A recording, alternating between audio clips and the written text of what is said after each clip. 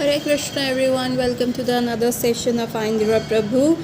और आज हम बात करेंगे कि आइंद्रा प्रभु अपने कीर्तन से कैसे लोगों की हेल्प कर रहे हैं, कैसे वो ब्रजवासी की सेवा कर रहे हैं। कुछ भी ऐसा हो रहा है कि जो भी वो करना चाहते हैं जिससे उनके बस एंड में भगवान के दर्शन हो जाएं, एंड में वो भगवान के स्पिरिचुअल वर्ल्ड चले जाएं।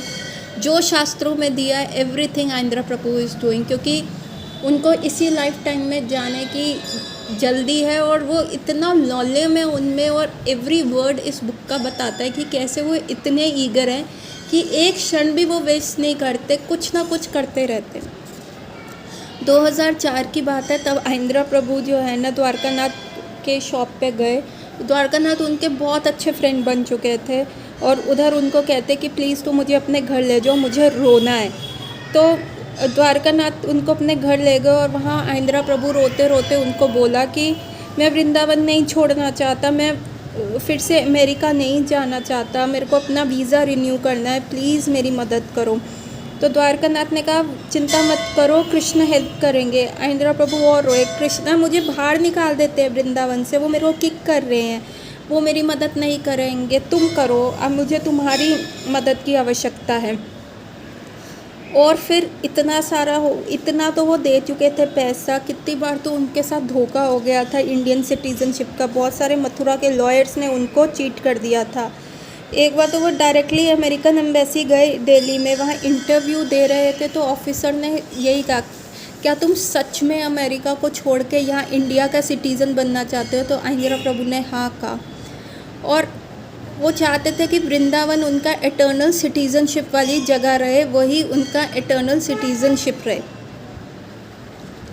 बहुत सालों के पेपर वर्क और लंचेस के बाद बहुत सारी meetings, government official, even Dwarkanath भी आइंद्रा प्रभु का इंडियन पासपोर्ट नहीं दिला पाए, पर आइंद्रा प्रभु उनके एफर्ट्स को रिकग्नाइज़ करते थे। बहुत सारा पैसा द्वारकानाथ का लग गया। और एक दिन क्या हुआ, आइंद्रा प्रभु ने एक एनवलप प्रीति को दिया और कहा कि ये तुम अपने फादर को दे देना। और जब द्वारकानाथ ने वो एनवलप देखा और उसके अंदर देखा तो उन्होंने प्रीति को कहा कि जैसे ही आइंद्रा का कीर्तन ख़त्म हुए ना, उनको यहाँ लेके आना, कहना मैं उनसे मिलना चाहता हूँ। तो आइंद्रा प्रभु जब कीर्तन के बाद वहाँ भागते हुए आए तो द्वारकानाथ को देखा कि वो अपना मुँह छुपा के रो रहे थे। तो आइंद्रा प्रभु ने क्या हो गया, क्या तुम भाव में हो? द्वारकानाथ ने वो एम्बलप टेबल के ऊपर फेंका और कहा कि ये क्या है? तो आइंद्रा ने कहा कि ये आपके लिए है। तो द्वारकानाथ बड़े ज़ोर से गुस्से में बोले क्या हम फ्रेंड्स नहीं हैं? हाँ, तुम मेरे को पैसा वापस कर रहे हो, फाइनेंशियल एक्सचेंज दे रहे हो। तो आइंद्रा प्रभु ने कहा देखो तुमने जितना पैसा मेरे पे खर्च किया ये उसके मुकाबले कुछ भी नहीं है, प्लीज़ तुम इसको रोको। और दोनों ही सुबक सुबक के रोने लग गए, दोनों एक दूसरे के गले लग के। तो फिर फाइनली आइंद्रा प्रभु ने द्वारकानाथ प्रभु को कन्विंस किया कि नहीं, ये तुम पैसा लो, तुम अपने लिए मत यूज़ करो लेकिन किसी चीज़ के लिए करो। तो द्वारकानाथ के जो घर के विग्रह थे स्पेशली उनके लिए एक कॉटेज बनाई गई, फैमिली कॉटेज बनाई गई उनके विग्रहों के लिए, और वहाँ ये पैसा यूज़ हुआ। और जब ये सारा प्रोसेस वर्क चल रहा था इंडियन आइंद्रा प्रभु की इंडियन सिटीज़नशिप का, तो प्रीति जो थी द्वारकानाथ की बेटी, उन्होंने आइंद्रा प्रभु के पासपोर्ट के ऊपर उनका डेट ऑफ बर्थ दिया। तो उन्होंने सोचा कि हम आइंद्रा प्रभु को सरप्राइज़ करेंगे उनके बर्थडे पे। तो उनको एक दिन घर बुलाया, होममेड केक बनाया और उस पर कैंडल्स लगाई। और जब आइंद्रा प्रभु आए, उनको बर्थडे विश करा, तो आइंद्रा प्रभु कहते तुमको कैसे पता चला? जब प्रीति ने खुलासा किया तो उन्होंने कहा कि ठीक है, पर हम जो है बर्थडे सेलिब्रेट नहीं करते। लेकिन फिर भी उन्होंने बहुत अप्रिशिएट किया कि उनके लिए होममेड केक बनाया गया और इतना प्रिपरेशन किया गया। अगेन सब लोगों ने कहा कि आप ये कैंडल्स ब्लो करो। तो आइंद्रा ने कहा कि नहीं, हम कैंडल्स ब्लो नहीं करते। तो उन्होंने कहा नहीं, क्या हो गया, यहाँ कुछ लोग ही तो हैं, आपको करनी है। तो बहुत कन्विंस करने के बाद आइंद्रा प्रभु ने जैसे ही वो कैंडल्स को ब्लो किया तो एक ही शॉट में सारी कैंडल्स जो है बुझ गई। और आइंद्रा प्रभु कह रहे थे देखा मैंने कैसे ब्लो किया। और जैसे ही उन्होंने ये कहा वो सारी कैंडल्स दोबारा जल जाती हैं। तो फिर आइंद्रा प्रभु दोबारा ब्लो करते हैं, फिर वो दोबारा जल जाती है। 2-3 बार ऐसे करने के बाद आइंद्रा कहते हैं अच्छा ये गैग कैंडल्स हैं, जो जितनी बार भी ब्लो करूँगा वो जलती रहेंगी, तुम मेरे को। और सब बहुत ज़ोर ज़ोर से हंसने लग गए। जो 24 आवर कीर्तन डिपार्टमेंट चल रहा था वो बिल्कुल हैंड टू माउथ था, जो भी डोनेशंस आती थी। लेकिन जितना भी मनी आइंद्रा प्रभु के पास होता, फिर भी वो ब्रजवासी जो भी उनके पास आते वो उनकी सेवा करते, क्योंकि उनको लगता था ऐसे करने पे राधा और कृष्ण बहुत प्लीज़ होंगे। एक दिन गोपाल प्रभु ने देखा कि एक रिक्शा वाला आइंद्रा प्रभु के पास आया और उसने आइंद्रा प्रभु के सामने एक पेपर दिखाया, और फिर आइंद्रा प्रभु अंदर गए और उन्होंने कुछ पैसा उसके हाथ में दे दिया। तो गोपाल आया और कहा कि ये क्या कर रहे हैं, आप क्या कर रहे हैं? तो आइंद्रा ने कहा कि अरे तुमने देखा नहीं, उसकी आंखें येलो थी, उसकी स्किन येलो थी, उसके पास कोई पैसा नहीं था, उसने मेरे को अपनी मेडिसिन का मेडिकल रिपोर्ट दिखाया और मैंने उसको जो है मेडिसिन के लिए पैसे दिए। कई बार तो बहुत सारे जो गोस्वामीज़ होते थे वृंदावन के, जिनके टेम्पल्स बहुत ही जर्जर हालत में थे, जैसे नित्यानंद भट्ट, वो लोग भी आइंद्रा प्रभु के दरवाजे पे आते थे, डोनेशन मांगते थे, और हर साल कुछ ना कुछ ऐसा चलता था। और कई बार वो जितनी डोनेशन हो सकता था देते थे, और कई बार शॉपकीपर वहाँ आ जाते थे। तो आइंद्रा प्रभु को गोपाल प्रभु कहते अरे ये लोग आपका एडवांटेज ले रहे हैं। तो आइंद्रा प्रभु कहते कोई बात नहीं, ये व्रजवासी हैं, हमें इनकी सेवा करनी चाहिए, मुझे भी इनकी मदद की ज़रूरत है, मुझे भी इनके आशीर्वाद की ज़रूरत है, ताकि मैं राधा कृष्ण को खुश कर सकूं। कई बार फैमिली के लोग आ जाते थे, वो अपना ओल्ड काउ शेड रिपेयर करने के लिए आए, उन्होंने आइंद्रा प्रभु से 10,000 रुपीज़ लिए, और उसके बाद वो फिर आ गए, उन्होंने 5,000 और लिए। तो इवन दामोदर अष्टकम प्रभु भी कहते हैं कि प्रभु ये आपको लूट रहे हैं, आप ऐसे लूट जाओगे। पर आइंद्रा प्रभु फिर भी ये कहते थे कि ये व्रजवासी हैं, मैं व्रजवासी की सेवा और गौ सेवा के लिए सब कर सकता हूँ। 2008 में जब रेगुलर डोनेशंस बहुत कम हो गई, फंड्स भी बहुत कम हो गए थे, आइंद्रा प्रभु को गुरुकुल की बिल्डिंग के लिए भी उन्होंने पैसा दे दिया था। ब्रह्मचारीज़ का मेडिकल केयर, मेंटेनेंस, ये सारी चीज़ें वो देखते थे। कई बार तो वो सारी painting, repair, carpentry, electrical work खुद करते थे ताकि पैसा बचे। और कई बार फैंस, कूलर्स लगाने में और बाथरूम्स को रिपेयर करने के लिए जो उनका काम नहीं होता था वो भी करा। इवन उन्होंने मोंकी प्रूफ केज बनाया रूफ़ के लिए, कीर्तन डिवोटीज़ के लिए, ताकि वो वहाँ पे अपने कपड़े सुखा सके। उन्होंने बिल्डिंग्स की वॉल्स डेकोरेट करी। कई बार जो मंकीस आते थे वो बिल्डिंग का सारा गार्बेज इधर उधर कर देते थे, बिन्स को टर्न कर देते थे, बड़ा बिग मेस हो जाता था। तो आइंद्रा प्रभु ने खुद ऐसे बिन्स को डिज़ाइन किया जो कि पैर से खुलते हैं, फुट पैडल से हो, ताकि डिवोटीज़ को उनको छूना ना पड़े।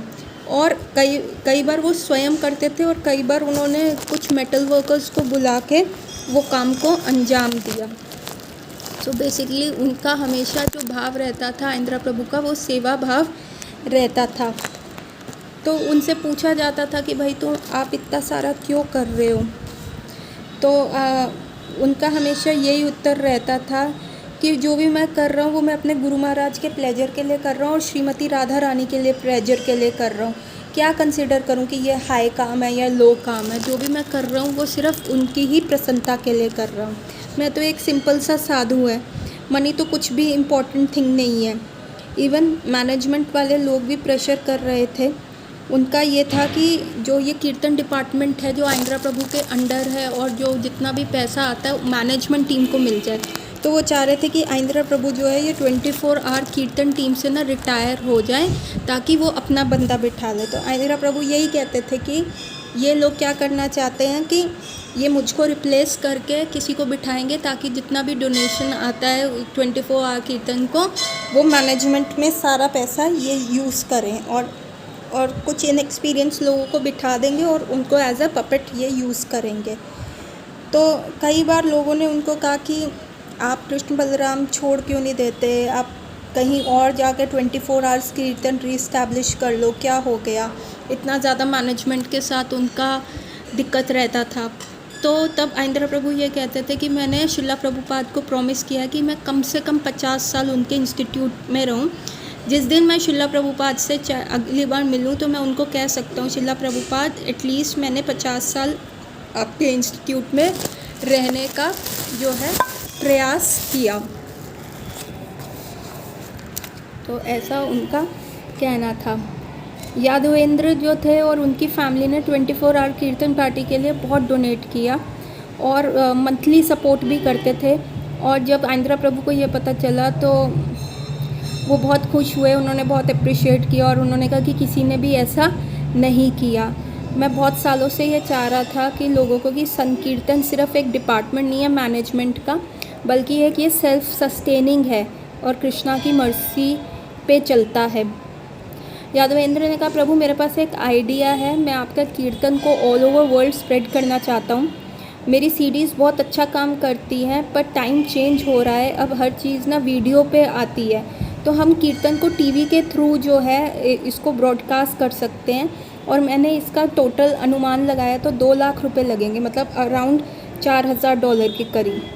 तो आंध्रा प्रभु ने हंसते हुए कहा कि ठीक है, मेरे पे ट्रस्ट मत करना, तुम मेरे को पैसा मत देना, क्योंकि जैसे ही तुम मुझे पैसा दोगे तो मेरे दिमाग में आएगा कि ये वीडियो हमने क्या बनानी है, इससे अच्छा ब्रह्मचारी का बाथरूम हम वो करें, ये प्रोजेक्ट को बाद में देख लेंगे।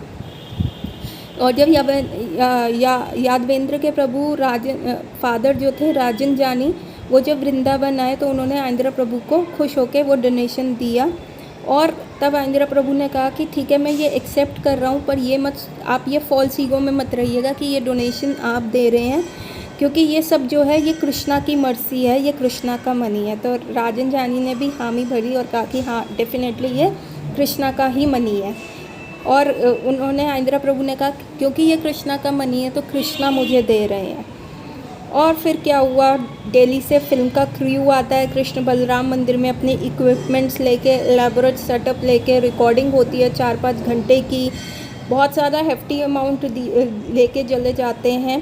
और जब आंध्रा प्रभु उस फुटेज को देखते हैं तो उनको लगता है कि ये तो फुटेज किसी भी काम की नहीं है, तो उन्होंने सोचा क्यों ना हम खुद ही रिकॉर्ड करें। तो उन्होंने एक ट्राइपॉड मंगाया और एक कैमरा लिया और उन्होंने कीर्तन श्री वृंदावन धाम का जन्माष्टमी का जो है एक बार रिकॉर्ड किया। पर अगेन जब उन्होंने वो देखा तो उन्होंने कहा अरे ये भी इंटरेस्टिंग नहीं है, क्योंकि सिर्फ एक ही एंगल से वो पूरा कीर्तन रिकॉर्ड हुआ गया है, तो लोगों के लिए ये बोरिंग हो सकता है। तो आंध्रा ने एक सेकंड कैमरा जो है भक्त चाल से लिया और उनको कहा कि आप मेरी हेल्प करो। फिर थोड़ा सा और डोनेशन आया तो दो और कैमरे खरीदे गए, एक देवकी कुमार का और एक विमल प्रसाद का, जो कि यूक्रेन से थे। अगेन उन्होंने कीर्तन पार्टी उसी साल ज्वाइन कर रही थी।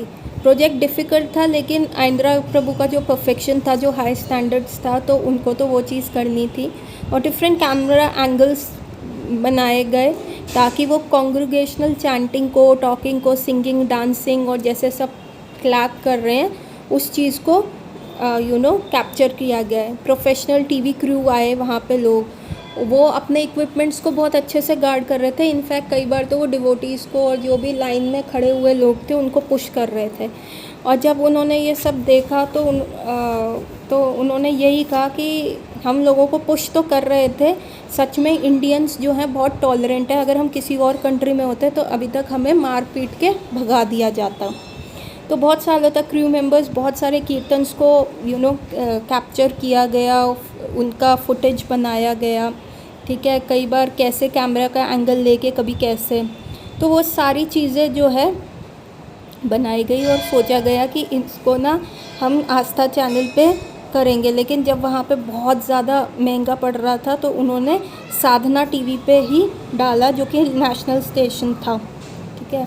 उसमें सारी चीज़ें कैप्चर की जाती थी, डीटीज़ को, लोग गा रहे हैं, नाच रहे हैं, ठीक है। कुछ कैमरा स्टेशनरी होते थे, कुछ कैमरास जो होते थे चलते रहते थे, है ना, एक कैमरा ऊपर से जा रहा है। कई कैमरामैन जो थे वृंदावन को भी फिल्म करने चले जाते थे, कई बार जानवरों को, यमुना जी को, गोवर्धन को फिल्म करने चले जाते थे, गिरिराज जी पे कैसे सनराइज़ हो रहा है वो देखना जाता था। कुछ लोग यादवेंद्र के पास आए और उन्होंने कहा कि वो भी कुछ कंट्रीब्यूट करना चाहेंगे ताकि लाइव कीर्तन हो सके, जो मृदंग की लाइव कीर्तन को किया जाए।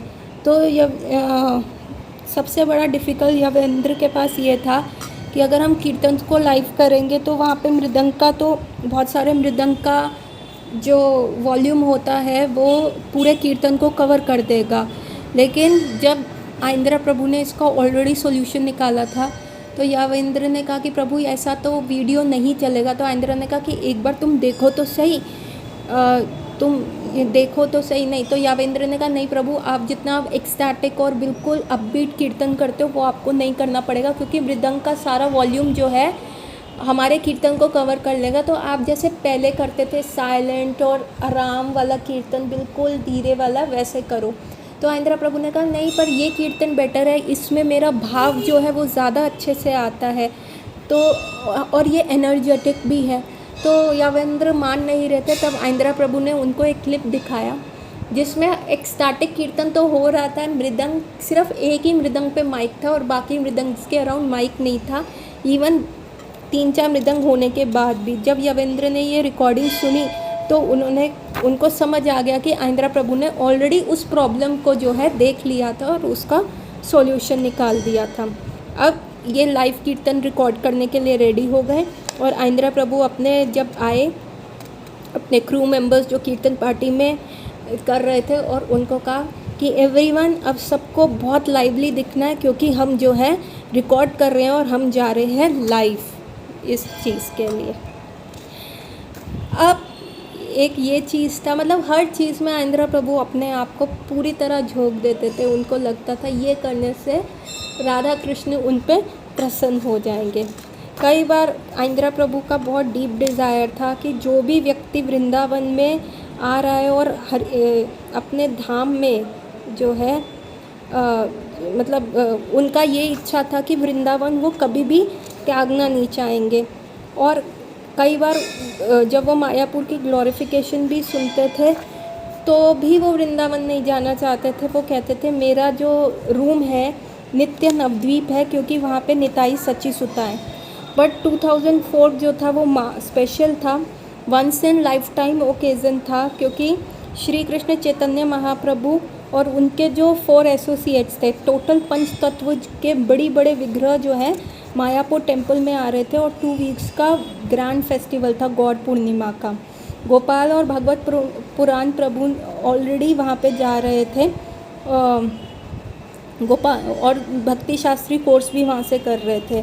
डिवोटीज़ ने आइंद्रा प्रभु को भी वहाँ इनवाइट किया, पर वो बार बार मना कर रहे थे। ये लोग इतना समझा रहे थे तो वो मान ही नहीं रहे थे। तो फाइनली इन लोगों ने क्या किया कि उनको ना टिकट बुक करके दे दी और लिख दिया कि ये आपकी टिकट है और आप इतने हमें कलकत्ता में इधर मिलने हैं। तो अब आइंद्रा प्रभु के पास कुछ भी आर्गूमेंट करने का नहीं था। तो उन्होंने पूछा कि कितने लोग जा रहे हैं कीर्तन के लिए वृंदावन छोड़ के। तो सब ने कहा कि सब बस लोड भर के लोग जा रहे हैं व्रजा से वहाँ पे, तो आपको सब मिलेंगे। और जब लास्ट एक आइंद्रा प्रभु का सिर्फ एक पुराना एक्सपीरियंस था, जब 500 ईयर एनिवर्सरी थी महाप्रभु की 1986 में, तब वो मायापुर गए थे। तो तब उनका यही एक्सपीरियंस था कि वो इतना डेवलप नहीं था और वो न्यूयॉर्क से वृंदावन आए थे, वहाँ पे कीर्तन करते हुए आए थे। वहाँ पे उनको जो है इतना कीर्तन का स्कोप नहीं दिखा या वहाँ पे इतना कीर्तन हो नहीं रहा था, इसलिए वो कभी भी वृंदावन त्याग के नहीं जाना चाहते थे। इनफैक्ट उनकी जो लाइफ थी वो था उनका एक रूम, टेम्पल रूम, और वंस ए ईयर जो वो राधा कुंड जाते थे कुछ घंटों के लिए। और फिर कुछ समय बाद उन्होंने दिल्ली जाना शुरू किया अपनी बुक और रिकॉर्डिंग के चक्कर में। सो वो चाहते थे कि बहुत सारे लोग जो है वहाँ पे जाएं और वहाँ पे कीर्तन हुआ करे, तभी उनको वहाँ पे जाने में अच्छा लगे, क्योंकि वो हरि नाम से एसोसिएट रहना ही चाहते थे। तो मैनेजमेंट ने बहुत सारे रूम बुक किए, 10,000 लोग वहाँ पे आ रहे थे और वहाँ पे भगवत पुराण, रामा राय सब आ रहे थे। तो जब उनको ये सब पता चला तो उस सब ने यही कहा कि सिर्फ एक व्यक्ति नहीं होगा और वो है आप, तो इसलिए सब आपको मिस करेंगे। तो जब आइंद्रा प्रभु वहाँ पे आए 2002 में भी जो वीक आ रहा था गौर पूर्णिमा का, एक्चुअली क्या हुआ 2002 में मायापुर बहुत चेंज हो गया था। बहुत सारी चीज़ें जो आइंद्रा प्रभु का लास्ट विजिट था उससे चेंज हो गई थी। 2002 में गौर पूर्णिमा के टाइम तमाल कृष्ण गोस्वामी महाराज ने क्या किया, अपने सारे गुरु भाइयों को एक साथ बुलाया और पूरी रात उनके कमरे में कीर्तन चलता था और रिस्पॉन्स इतना एंथुजियास्टिक था कि सारे डिवोटीज़ उनके रूम में ओवरफ्लो हो जाते थे, पूरा रूम पैक हो जाता था। इवन जो वॉकवेज थे, साइडवेज थे, सीढ़ियाँ थी, सब कुछ रात तक ऐसा कीर्तन चलता रहा। और क्योंकि लोग बहुत एंथुसियास्टिक थे उस नाइटली कीर्तन के लिए, फाइनली वो कीर्तन जो है टेम्पल रूम में पंच तत्व के सामने शिफ्ट हो गया। उसी साल एक मॉर्निंग महाराज जो है तमाल कृष्ण महाराज का ने शरीर त्याग दिया, उनका कार एक्सीडेंट हो गया था। लेकिन जो वो टेम्पल रूम का कीर्तन जो कंटिन्यू हुआ वो इस्कॉन में कीर्तन मेला की तरह बन गया। सारे लीडिंग सन्यासीज और थाउजेंड ऑफ डिवोटीज़ उन्होंने वो परंपरा रेगुलर रखी। कीर्तन जो है गौड़ पूर्णिमा का मायापुर में जो हो गया प्राइम फेस्टिवल बन गया। आइंद्रा प्रभु का इतना इन्फ्लुएंस, और उस समय जब उसी समय आइंद्रा प्रभु की सारी कैसेट्स और ये सारी चीज़ें भी बहुत ज़्यादा रिलीज़ हो चुकी थी, तो आइंद्रा प्रभु का भी इन्फ्लुएंस था जो कृष्णा कॉन्शियसनेस में पॉपुलैरिटी ला रहा था, और कीर्तन जो था बहुत ज़्यादा फेमस होता जा रहा था इस्कॉन में। फाइनली आइंद्रा प्रभु एग्री हुए कि बहुत सारे वहाँ पे लोग होंगे और सच में कीर्तन होगा, तो वो अपनी एक प्रिंसिपल शिला को ले गए और महाभागवत प्रभु को और गिरधारी को बाकी शिलाओं का इंचार्ज बना दिया और अपना हारमोनियम लेके वो चले गए। उन्होंने कहा एक कीर्तनिया को हमेशा अपने इंस्ट्रूमेंट्स हमेशा लेके चलने चाहिए। और जब से ही आइंद्रा प्रभु टेम्पल रूम में घुसे तो थाउजेंड ऑफ डिवोटीज़ जो थे कीर्तन में थे, और जैसे ही उन्होंने आइंद्रा प्रभु को देखा तो सब ने रोर करके वेलकम किया उनका, क्योंकि वो कभी भी ब्रज से लास्ट 20 ईयर्स में कभी भी बाहर नहीं आए थे और लोग सरप्राइज थे। राधानाथ स्वामी महाराज ने उनको कहा आइंद्रा प्रभु आप आए हैं यहाँ पे, अब हम मायापुर में वृंदावन को फील कर पाएंगे। शिवाराम स्वामी जो अभी अपना जस्ट कीर्तन ख़त्म ही किया था वो भी गए आइंद्रा प्रभु से मिले, और बीवी गोविंद स्वामी ने अनाउंस किया आइंद्रा प्रभु वेलकम हरि बोल। और नेक्स्ट जो थे जैसे ही कर्टन्स खुले ऑल्टर के और वो इंस्टॉलेशन शुरू हुआ डीटीज़ का, तो गोविंद महाराज उस समय कीर्तन लीड कर रहे थे और आइंद्रा प्रभु जो है डीटीज़ को देख रहे थे अपना हेड रेस करते हुए, और उनका एक हाथ जो था बीड बैग में था और उनके आँखों में से झरझर आंसू आ रहे थे। और कुछ समय के बाद गोपाल ने उनको ऐसा ट्रांस से बाहर निकाला और कहा आइंद्रा प्रभु आप अपना हारमोनियम लीजिए और अब आपका नंबर है करने के लिए। और आइंद्रा प्रभु वहाँ बैठे अपने हारमोनियम के पास और उन्होंने डबल बीट किया और थोड़ी ही देर में पूरा टेम्पल रूम जो था वो जंप कर रहा था। आइंद्रा प्रभु का जो एक्सपीरियंस था मायापुर में वो इतना अच्छा रहा कीर्तन मेला के टाइम कि वो नेक्स्ट 6 ईयर्स तक गौर पूर्णिमा पे वहाँ पे जाते रहे। कई बार इतना हो जाता था कि उनकी फ़्लाइट भी लेट हो जाती थी, एकदम वो भाग के पकड़ते थे, और बहुत लोग उन पे कई बार गुस्सा भी होते थे। जैसे रामा राय एक बार गुस्सा होते थे कि प्रभु जल्दी करो नहीं तो हमारी फ़्लाइट छूट जाएगी। तो आइंद्रा प्रभु उनको कहते थे क्या हो गया, इतना क्यों गुस्सा करना, अगर कृष्ण चाहते हैं हम मायापुर जाएं तो हम वहाँ जाएंगे, और अगर नहीं चाहते तो हम वृंदावन में रहेंगे राधा श्याम के पास।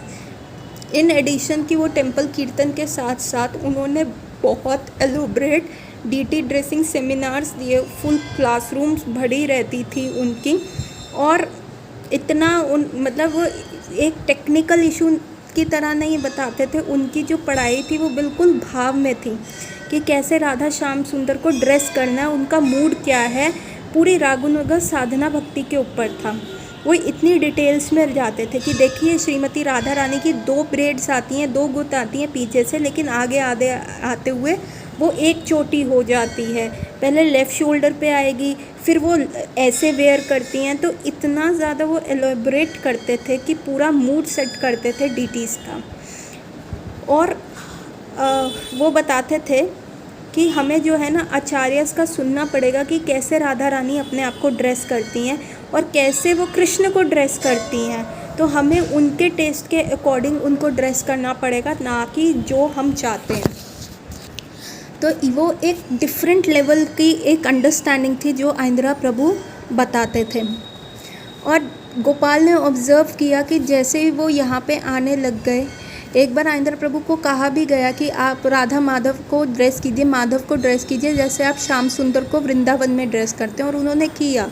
और गोपाल प्रभु कहते हैं कि आइंद्र प्रभु यहाँ पे आके ना बहुत ज़्यादा खुलने लग गए थे।